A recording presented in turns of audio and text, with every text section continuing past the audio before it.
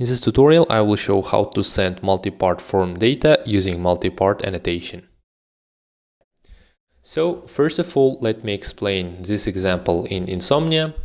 We will send a post request to file.io API. So, we will send multi-part form data, and we will set a key file, and we will send file hello.txt. In response, we will get information about uploaded file, which contains information about upload state, unique key for this file, URL from where we can download this file, and information about after how many days this file will be deleted. First of all, let's open Java Interface API and create new method, upload file. As you can see here, we are using multi-part annotation to say that we are going to send request with multi-part form data.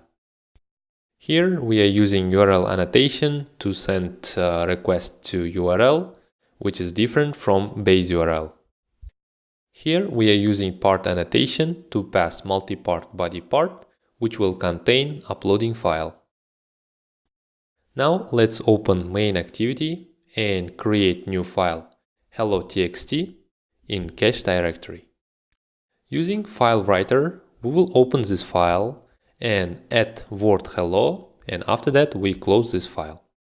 Next, using this file, we will create request body, and here we will set media type multi-part form data.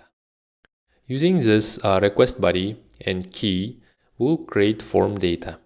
Next, we will call upload file method and pass two parameters, URL to where we will upload our file, and part which contains uploading file.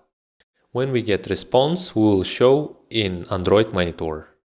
We are wrapping this code inside try catch because creating file can cause I/O exception. Now everything is ready, let's run this code and see the result. In result in Android monitor, we are showing response. It contains information about uploaded file.